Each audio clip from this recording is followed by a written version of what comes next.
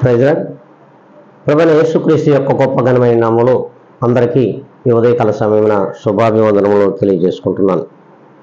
ఈ దినం దేవుడు మనకిచ్చిన నూతనమైన వాగ్దానం 66వ కీర్తన 1వ లేఖనం. సర్వలోక నివాసులారా,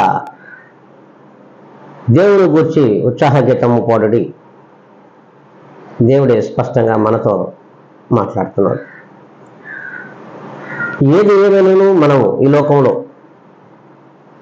దేవుని వైపు తిరిగే వారిగా లేం, దేవుని సంతోషపెట్టేవారిగా లేం, దేవుని దుఃఖపరిచేవారిగా మాత్రమే ఈ లోకంలో జీవిస్తున్నాం. అందుకే దేవుడు అంటున్నాడు, సర్వలోక నివాసులారా,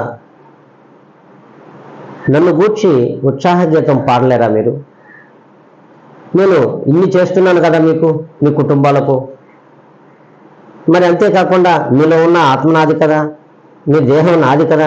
మరి ఆ దేహముతో ఆత్మతో నన్ను సంతోషపరచాలి. కానీ లోకంలో వ్యక్తులను, లోకంలో శక్తులను, లోకంలో మరి అనేకమైనటువంటి లోకపరమైనటువంటి వాటిని సంతోషపెడుతున్నారు, కానీ నా వైపు తిరిగి సంతోషపెట్టట్లేదు. ఎంతవరకు ఇది సమంజసమో ఆలోచించమని దేవుడు అంటున్నాడు. మరి ఈ దినములైనా సరే దేవుని పరిచేవారుగా ఉన్నామో లేదో ఒక్కసారి ఆత్మ పరిశీలన చేసుకుందామా? అలాగైతే వీక్షించున్నటువంటి ప్రతి బిడ్డ కూడా తలములు వంచండి, కళ్ళు మూసుకోరండి, ప్రభువులో ప్రార్థనలు ఏకీపిద్దాం. మహాపరిశుద్ధాత్మ దేవుడా, పరిపూర్ణుడా, కృపా సత్య సంపూర్ణ నా తండ్రి, అయ్యా మీ పాదములకు 88 వందనములు, కోటాను కోట్ల కృతజ్ఞత స్తుతి స్తోత్రములు నా ప్రభువా.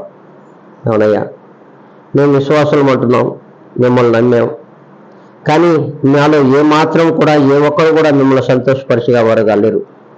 అయినా ఈ దినములనైనా మీ నామమును మిమ్మల్ని ఉత్సాహగీతం పాటు సంతోషపరిచేవారుగా ఉండే ఆ యొక్క కృపా సహాయమును మీ పక్షముగా మాకు దయచేయమని బ్రతిమలాడుకుంటాం తండ్రి. సమస్తమైన ఘనతయు మహిమయు ప్రభావం మీరు పొందమని ఇదిగో నన్ను నేను మిక్కలుగా తగ్గించుకొని వీక్షించున్నటువంటి ప్రతి బిడ్డను మీ చేతులకు అప్పగించుకుంటూ యేసుక్రీస్తు నామములో అడిగి వేడుకొని ప్రార్థిస్తున్నాను మా తండ్రి.